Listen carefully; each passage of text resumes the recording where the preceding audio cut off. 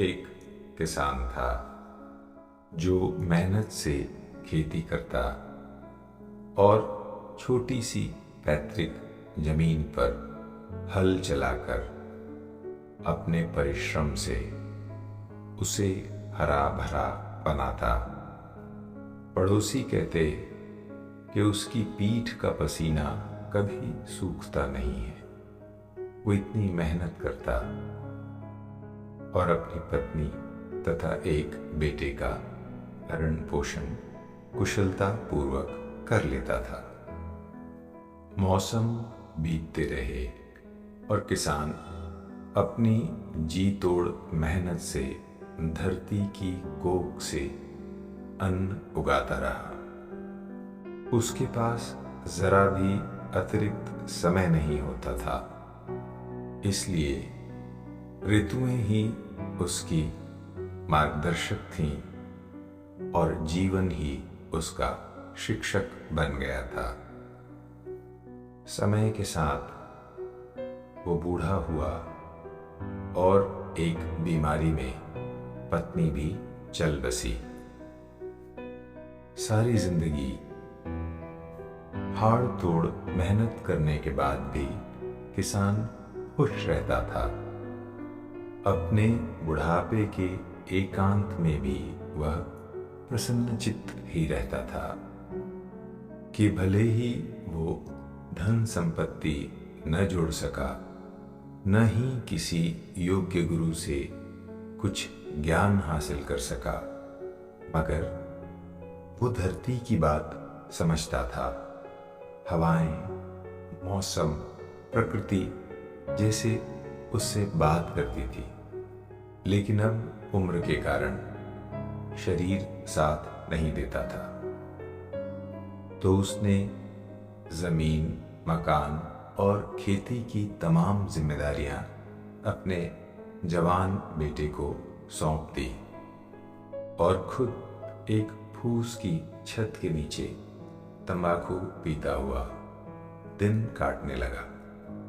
बेटा भी मेहनती तो था, मगर प्रकृति से थोड़ा अधीर था।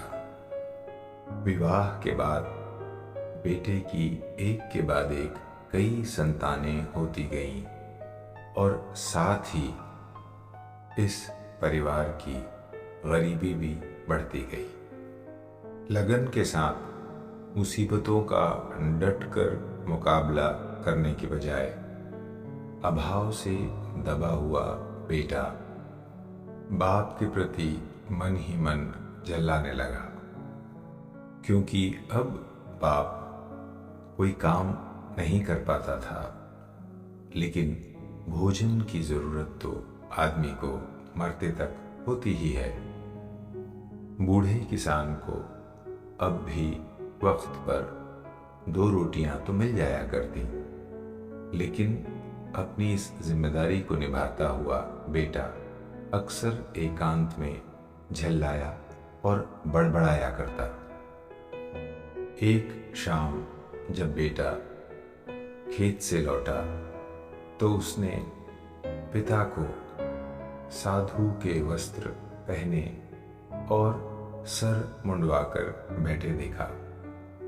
पिता ने उससे कहा, जीवन में तो मैं कुछ सीखने लायक समय नहीं निकाल पाया, लेकिन अब मैंने निर्णय किया है कि मैं संन्यास्त होकर गुरुओं और ज्ञानियों के बीच बैठकर कुछ सीखना चाहूंगा। बेटे के लिए यह निर्णय अप्रत्याशित था, लेकिन खिलाने के लिए एक पेट कम हो रहा था, इस बात से कहीं न कहीं उसके मन में आश्वस्ति ही थी, तो उसने भी पिता को नहीं रोका। किसान जीवन भर कठोर दिनचर्या जीने का ही आदी था, तो आश्रम के जीवन में भी उसे जरा भी असुविधा नहीं हुई, बल्कि ज्ञानी सन्यासियों और योग्य गुरुओं का साथ पाकर उसकी आत्मा वैसे ही लहलहाने लगी जैसे कि उचित पानी और खाद मिलने पर फसल लहलहाने लगती है। दिन बीते और किसान ध्यान में गहरे उतरने लगा। लगभग साल भर बाद एक दिन किसान का बेटा रोता बिलखता आश्रम में आया और किसान के पैरों पर गिर पड़ा। पिता से माफी मांगते हुए उसने कहा, मैं आपकी महत्ता को पहचान नहीं पाया, मुझे माफ कर दीजिए। मैं अपनी करनी का दंड भुगत रहा हूं। आप कृपा कर मेरे साथ वापस अपने घर चलिए। शांत भाव से किसान ने उससे पूछा कि बात क्या है।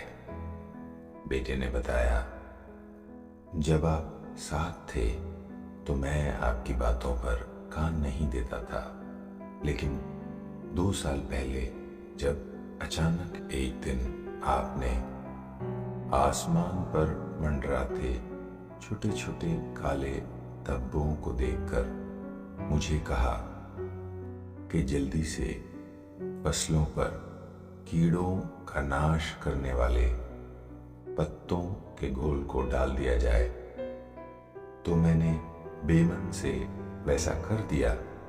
लेकिन 4 ही दिनों के भीतर टिड्डों की पूरी फौज आसपास के सारे किसानों की फसलों पर छा गई और देखते कि देखते सारी फसलों को चट पी कर गई।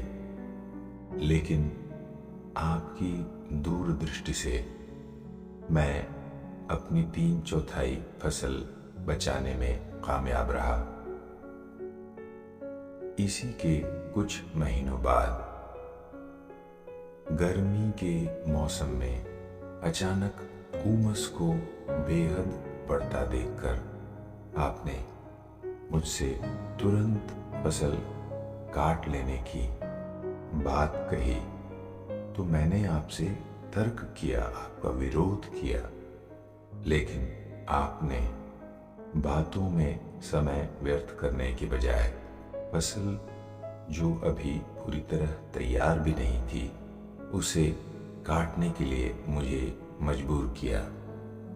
और अगले ही दिन बेमौसम पानी बरसने लगा, ओले भी पड़े, लेकिन हमारी मेहनत से तैयार फसल काफी कुछ बच गई। आपकी वो सीखें, वो समझदारी आपके न रहने पर मैं ठीक से समझ सका और बहुत सारा नुकसान भी उठाया, क्योंकि आपके बिना मेरी फसलों को सूखने से बचाने या खराब होने से रोकने वाला कोई नहीं था। आप कृपया मेरे साथ चलिए, मैं आपको सम्मान और सुखपूर्वक साथ रखूंगा और आपकी सेवा करूंगा।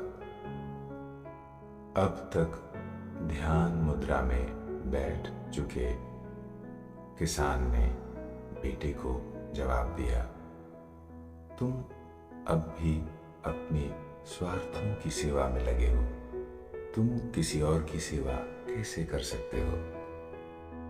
बेटा गिड़गिड़ाया, ये सच है पिता कि मैं स्वार्थी था और आपको 2 जून खाना देने में भी मैं भुनभुनाया करता था, लेकिन आप इतने समझदार थे कि इससे पहले कि बात अपमान तक पहुंचती आपने संन्यास का रास्ता लिया और मुझसे अलग शांति का मार्ग चुन लिया।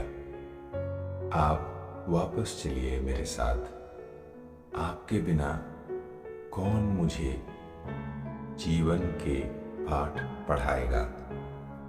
किसान ने जवाब दिया, जो व्यक्ति परिपक्व होने की उम्र पाकर भी सीधे जीवन से सीखना नहीं शुरू करता, उसे कोई भी व्यक्ति या कैसे भी हालात कुछ सिखा नहीं सकते। ये सच है कि बुनबुनाहट और बड़बड़ाहट के बाद बात अपमान, तिरस्कार तक जाती है। लेकिन मैं जिस कारण तुम्हारे पास से निकल आया, वो कारण कहीं बड़ा और महत्वपूर्ण है। तुम्हारे बेटे अपने पिता को अपने दादा के खिलाफ बड़बड़ाते, भोजन और जरूरी चीजों को देने में भी कोताही बरतते देखते हुए बड़े हो रहे थे। तो ये संस्कार उनके कोमल और स्पंज की तरह ग्रहणशील दिमाग में सूखे जा रहे थे। याद रखो कि हम जो कहते हैं बच्चे उससे बहुत कम सीखते हैं, लेकिन हम जो करते हैं बच्चे दरअसल उसी तरह बनते हैं। तो तुम्हारे बच्चों पर बुरे संस्कार न पड़े, इस कारण मैं तुम्हारा घर छोड़ आया।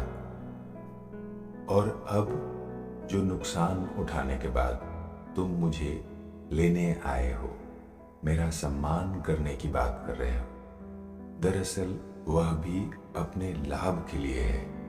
तुम नहीं आए हो, तुम्हारे स्वार्थ तुम्हें घसीट कर यहाँ ले आए हैं। तुम्हारा प्रेम याचना नहीं कर रहा है, बल्कि लाभ की इच्छा और भविष्य में होने वाली हानि का डर तुम्हें गिड़गिड़ाने पर मजबूर कर रहा है। तो ऐसे में अगर मैं तुम्हारे साथ गया, तब भी तुम्हारे बच्चों पर स्वार्थ के ही संस्कार बनेंगे कि उनके पिता ने उनके दादा की सेवा प्रेमवश नहीं की, बल्कि स्वार्थवश की। जैसे गेहूं की बालियां जो किसान के लिए सोने जैसा महत्व रखती हैं, कट जाने के बाद ठूंठ बनकर खड़ी रहती हैं, और अब उसका मोह न कर किसान खरपतवार की तरह उसे काट कर खाद बनने के लिए डाल देता है। बिल्कुल वैसे ही मेरे जीवन में अब खाद बनकर मिट्टी से मिल जाने का वक्त आ गया है। तो तुम जाओ और अपनी आंखें खुली रखो, ताकि जीवन से तुम सबक सीख सको। और हाँ, अगर तुम जानना समझना शुरू करना चाहते हो, तो अपने छोटे छोटे बच्चों से भी कुछ सीखने की शुरुआत कर सकते हो, क्योंकि वो तुम्हारे हर काम को बारीकी से देख रहे हैं, तुम्हारी हर गतिविधि को अनजाने ही परख रहे हैं। तो बेख्याली में भी ऐसा कोई काम मत करो जो बच्चे तुम पर दोहराएं, और बच्चों को अपने भविष्य का संरक्षक न मानकर उनसे प्रेम का रिश्ता बनाओ, ताकि वे भी स्वार्थों में जीने की बजाय निस्वार्थ प्रेम को समझ सकें, शांति को पा सकें। मित्रों, आपने धैर्यपूर्वक इस किस्से को सुना। आपका आभार।